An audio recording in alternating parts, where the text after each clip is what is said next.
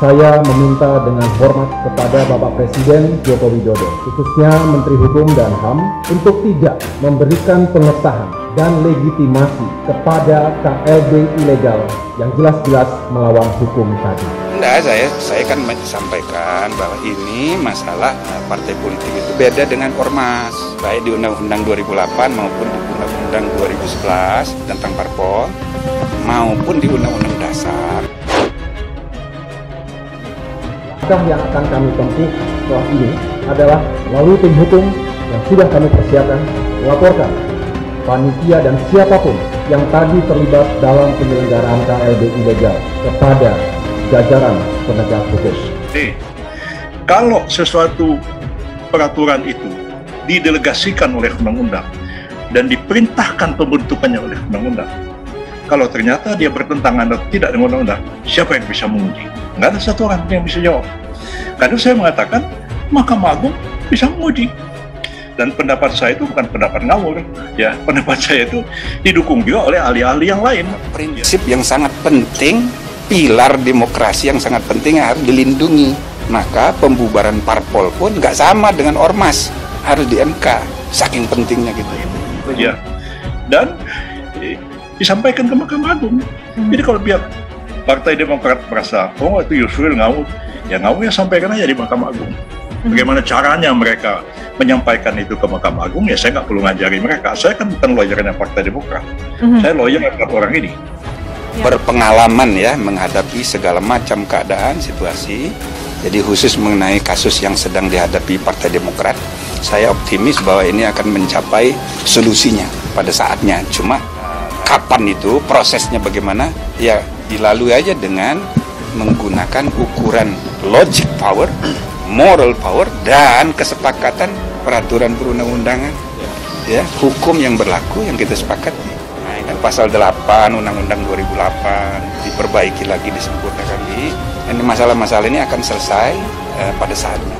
Advokat Yusril Iza Mahendra digandeng sebagai kuasa hukum 4 mantan anggota partai berlambang Mercy tersebut, yang belakangan merapat ke kubu Muldoko. Dalam judicial review atau JR, termohon ialah Menteri Hukum dan HAM Yasona Lawli selaku pihak yang mengesahkan ADART tersebut. Saya tetap percaya bahwa Bapak Presiden Jokowi memiliki integritas dan kearifan dalam menyikapi gerakan pendongkelan dan perebutan kepemimpinan Partai Demokrat yang sah ini. Tolong Pak SBY dan AHY jangan tuding-tuding pemerintah begini. Tunggu saja, kita objektif kok. Jangan main serang yang tidak ada dasarnya, main insinuasi. Itu yang saya minta. Kami akan bertindak profesional sesuai ketentuan perundang-undangan yang berlaku. Apa statement-statement yang sudah disampaikan oleh Pak Mahfud, juga menteri-menteri yang terkait, saya rasa itu bisa dijadikan pegangan sehingga solusinya bagi saya sudah kelihatan. Jadi yang diajukan ke Mahkamah Agung itu adalah permohonan keberatan pengujian formil dan material atas anggaran dasar dan anggaran rumah tangga Partai Demokrat. Dan yang menjadi pemohon itu adalah 4 orang kader Partai Demokrat yang dipecat oleh partai itu sendiri. Jadi mereka merasa dia dizolimi dan mereka melakukan perlawanan secara sah dan konstitusional. Jadi bukan saya yang gugat Partai Demokrat. Saya pribadi tidak ada urusan apapun dengan Partai Demokrat. Ya, ini kita mau melakukan pelaporan khusus untuk pemalsuan akta otentik, ya, pendirian Partai Demokrat. Hari ini kita laporkan. Jadi di tahun 2020 ya, Saudara AHY diduga kuat melakukan perubahan. Nah, undang-undang mengatakan begini, partai itu harus bikin anggaran dasar, partai itu harus bikin ART, guideline-nya ada dalam undang-undang. Nah sekarang partai itu berdiri, disahkan oleh Menkumham, bikin ADART, dituangkan dalam akta notaris, disahkan Menkumham. Begitu kita baca, loh ini kok pasal-pasalnya suka-sukanya sendiri, maunya sendiri, nabrak undang-undang, bahkan nabrak UUD 45. Persoalannya kalau partai seperti itu, siapa yang bisa menguji anggaran dasar dan anggaran rumah tangga partai itu? Apa dibiarkan? Partai itu dibiayai dengan uang rakyat, ya. Yang punya wakil di DPR itu dapat bantuan uang APBN. Nah, partainya suka-suka. suka-suka ketuanya, suka-suka ketumnya, suka-suka mereka sendiri, suka-suka keluarganya. Loh, emang bisa begitu? Jalan panjang konflik Demokrat tampaknya masih harus berlanjut. Setelah sebelumnya pada Februari lalu Ketum AHY mengungkapkan adanya gerakan kudeta di Partai Demokrat. Dan berlanjut pada KLB Sumatera Utara yang menetapkan Muldoko sebagai ketum partai meski akhirnya tidak diakui keabsahannya oleh Kemenkumham. 9 bulan berlalu konflik ini nyatanya justru memasuki babak baru dengan adanya JR terhadap ADART Partai Demokrat ke Mahkamah Agung. Tolong Pak SBY dan AHY jangan tuding-tuding pemerintah begini. Tunggu saja, kita objektif kok. Jangan main serang yang tidak ada dasarnya, main insinuasi. Itu yang saya minta. Kami akan bertindak profesional sesuai ketentuan perundang-undangan yang berlaku. Pentingnya gitu. Jadi kalau ada masalah dengan partai, menteri itu di akhir udah selesai, beres urusannya, tinggal bersih, baru dia sahkan. Setiap perubahan yang berkaitan dengan menteri tidak akan semena-mena membubarkan begitu saja atau mengganti, mengesahkan begitu saja. Karena di undang-undang diaturnya begitu. Dan tidak ada nama Pak Muldoko di situ. Walaupun orang bilang, ya nanti Pak Muldoko kan bermain di belakang. Ya saya bilang kalau itu politik, ya bisa aja AHY di depan, tapi di belakangnya, wah ini ada Pak SBY di belakangnya, orang bisa aja ngomong begitu. Siapa yang melarang orang ngomong seperti itu kan? Kuasa hukum mantan kader Demokrat Yusril Iza Mahendra meminta para politisi Demokrat kubu AHY dewasa menyikapi gugatan terhadap ADART partai tersebut. Yusril Iza Mahendra juga menyayangkan adanya serangan komentar bersifat personal yang dilayangkan sejumlah politisi Demokrat. Seharusnya para politisi Demokrat kubu AHY menurut Yusril tidak mengaitkan kerjanya sebagai advokat dalam kasus ini dengan hal pribadi. Jadi saya pikir kalau kita mendudukkan persoalannya seperti itu, ya ini tidak lari terus diungkit-ungkit soal anak saya dulu pernah mencalonkan jadi bupati terus didukung oleh Partai Demokrat ya. Jadi kalau begitu ya Pak SBY juga jadi presiden kan saya yang dukung juga. Maka Pak Muldoko ditetapkan menjadi Ketua Umum Partai Demokrat periode 2021-2025. Setuju? Demokrat! Demokrat!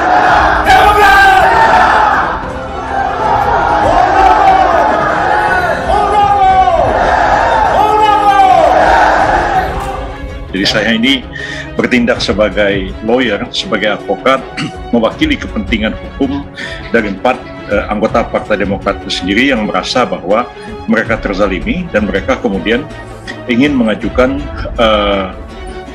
pengujian formil dan material terhadap anggaran dasar dan ART Partai Demokrat. Ini sama sekali tidak mempersoalkan siapa pengurus Partai Demokrat yang sah atau tidak sah.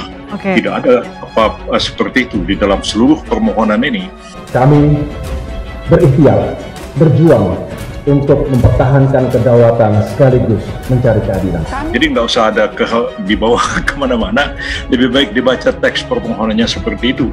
Juga tidak ada Pak Muldoko sebagai pemohon. Saya tidak mewakili Pak Muldoko. Boleh dibaca itu di dalam teksnya itu.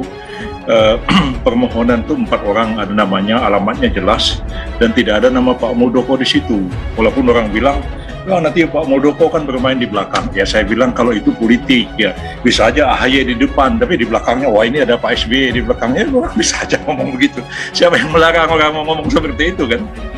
Demi Tuhan saya bersaksi bahwa SBY tidak berkeringat sama sekali, apalagi berdarah-darah, sebagaimana pernyataannya di berbagai kesempatan. Meskipun setelah berdiri secara formal, saya tidak berada di dalamnya. Ini yang banyak diserang kok masalah pribadi saya, gitu. Nggak ada urusannya pribadi. Saya bertindak sebagai advokat profesional aja. Begitu. Yang digugat adalah judicial review soal ADART Partai Demokrat. Nah, tadi dari Partai Demokrat juga menyatakan ini belum pernah ada MA menerima gugatan soal ADART partai politik. Ini baru pertama kali, Pak Yusril? Ya, ini pertama kali terjadi karena saya ingin melakukan satu terobosan hukum. Bukan kader Partai Demokrat alias pihak eksternal partai menjadi ketua umum Partai Demokrat. Mendongkel dan merebutnya dari ketua umum Partai Demokrat yang sah. Dulu juga tidak pernah ada gugatan pra-peradilan atas penetapan tersangka. Orang mengatakan itu tidak ada, ya. Tapi Pak Magdir Ismail, ya, mencoba itu, mendobrak itu, dan kemudian mengabulkan. Pengadilan mengabulkan bahwa penetapan tersangka yang tidak memenuhi syarat 2 alat bukti permulaan yang cukup itu bisa dibatalkan melalui proses pra-peradilan. Nah, persoalannya sekarang begini, dalam Undang-Undang Dasar 45 itu 6 kali kata-kata partai politik itu disebutkan, ya. Kejaksaan Agung, KPK, itu nggak ada sekalipun disebut dalam UUD 45. Partai politik itu 6 kali disebutkan. Begitu partai didirikan, partai tidak bisa dibubarkan oleh siapapun termasuk oleh presiden. Partai hanya bisa dibubarkan oleh Mahkamah Konstitusi. Hanya partai yang bisa ikut pemilu, hanya partai yang bisa mencalonkan presiden, wakil presiden, dan seterusnya. Begitu besar peran partai itu dalam proses demokratisasi dan proses penyelenggaraan kehidupan bernegara. Janganlah terlalu baper. Kalau mau jadi pemimpin, kan dia bilang seorang prajurit itu bukan dilihat dari pangkatnya, tapi dari integritasnya. AHY, yang begini-begini dibaper, dilempar ke publik begitu, sekarang menjadi heboh. Coba kalau dia nggak pidato, deklarasi tentang kudeta tanggal 1 Februari, ayam aja. Kongres luar biasa yang digelar di kawasan Sibolangit, Kabupaten Deli Serdang, Sumatera Utara ini akhirnya sudah memutuskan ketua terpilih dalam Kongres luar biasa Partai Demokrat. Dan si kongres yang digelar sejak pukul 14.30 waktu Indonesia bagian Barat ini, Yasir, diikuti oleh mantan petinggi Partai Demokrat, diantaranya ada Marzuki Ali, maksud kami, kemudian ada Joni Allen, ada Maxo Pakua, dan ada juga Nazaruddin Samsudin.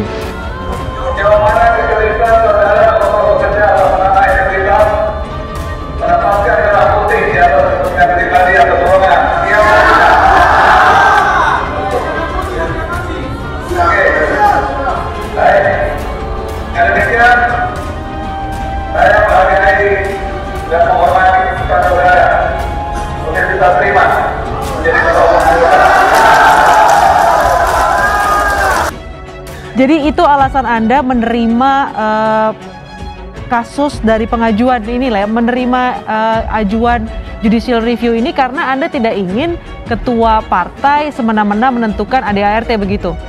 Iya, dan bukan hanya menentukan ADART, menentukan kekuasaannya sendiri. Ya. Misalnya, partai itu tidak bisa menyelenggarakan kongres atau kongres luar biasa kecuali disetujui oleh ketua ini, ketua majelis itu atau majelis ini. Mahkamah Partai yang oleh undang-undang dikatakan itu berwenang memutuskan perkara sengketa-sengketa internal partai. Tapi dalam anggaran dasar, oh tidak, ini hanya rekomendasi kepada DPP. Loh, anggaran dasarnya ini nabrak undang-undang. Gerakan ini hakikatnya ingin mendongkel dan merebut kepemimpinan partai yang sah. Kemudian menggantinya dengan orang luar yang bukan kader Demokrat. Berusaha mengaburkan sejarah sepertinya. Orang luar yang masuk ke Demokrat. Pak SBY juga orang luar yang masuk ke Demokrat. Partai Demokrat not for sale. Dan hanya menyumbang uang 100 juta rupiah dalam bentuk 4 lembar travel check. Siapa yang bisa menguji dan membatalkan itu? Mahkamah Partai tidak bisa, bukan kewenangannya. Pengadilan TUN tidak bisa. Pengadilan Negeri hanya mengadili sengketa internal partai politik. Siapa yang menguji? Mahkamah Konstitusi? Ya tidak. Mahkamah Konstitusi hanya menguji undang-undang terhadap undang-undang dasar. Nah, yang berwenang menguji peraturan perundang-undangan di bawah undang-undang terhadap undang-undang itu Mahkamah Agung. Cuman pertanyaannya, apakah anggaran dasar, anggaran rumah tangga partai politik itu peraturan perundang-undangan atau tidak? Nah, di sini soal tafsir dan soal debat. Saya mengatakan, kalau pembentukannya diperintahkan oleh undang-undang, didelegasikan oleh undang-undang supaya dibentuk. Pertama adalah bagaimana proses Partai Demokrat ini lahir. Meskipun setelah berdiri secara formal, saya tidak berada di dalamnya, tetapi sejarah mencatat, Allah Subhanahu wa Ta'ala mencatat bahwa saya memang yang mendorong lahirnya Partai Demokrat yang kita cintai. Ya, termasuk kuasi peraturan perundang-undangan. Oke. Ya, Beni Harman mengatakan sama saya, kalau gitu anggaran dasar PT bisa diuji, anggaran dasar Ormas bisa diuji, ya, uji aja, mengapa takut? Ya, ada anggota PBB besok mau menguji anggaran dasar PBB di Mahkamah Agung, ya silakan aja. Peserta Kongres luar biasa Partai Demokrat, khususnya para pendiri, para senior, unsur DPP, unsur DPD, organisasi saya, unsur DPC, seluruh Indonesia yang sangat saya banggakan.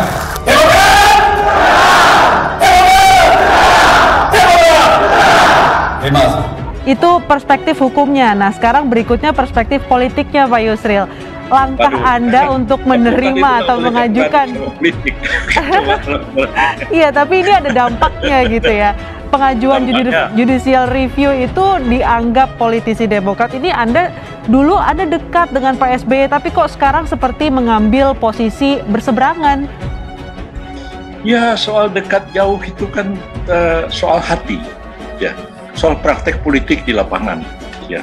Saya mendukung Pak SBY menjadi calon presiden dengan Pak JK, ya. Demokrat dapat sekian persen, tapi nggak bisa maju sendiri, harus ada satu partai lain. Nah, tidak ada partai yang mau gabung sama Demokrat kecuali PBB. Jelas bahwa Pak SBY sendiri yang sudah menjelaskan kepada publik sore hari ini, rekamannya mati utuh, dan jelas bahwa SBY bukanlah pendiri Partai Demokrat. Beliau hanya mendorong, dan pasti banyak orang juga yang terlibat mendorong berdirinya partai politik. Kongres luar biasa Partai Demokrat telah mendemisionerkan kepemimpinan Agus Harimurti Yudhoyono. Saya, Agus Harimurti Yudhoyono, AHY, adalah Ketua Umum Partai Demokrat yang sah dan legitimate.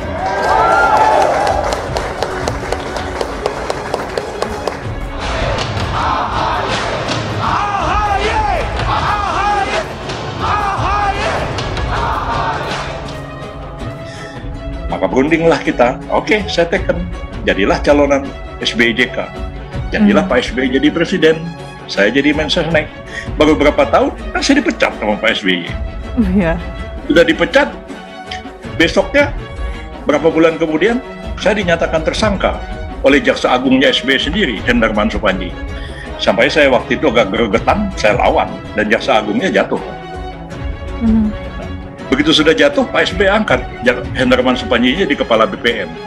Saya juga tanya-tanya, ada apa ya semua ini? Ya, udahlah seperti itu. Tapi meskipun begitu, ya, berapa kali Pak SBY minta bantuan ke saya, ya, baik persoalan hukum keluarganya, persoalan IBAS lah, persoalan siapa begitu, maupun juga persoalan pemerintahan. Ya, pemerintah menghadapi kesulitan masalah hukum, Pak SBY, saya bantu, nggak ada yang nggak saya bantu. Tatkala seorang panglima ada di pundak para komandan lapangan seperti kalian,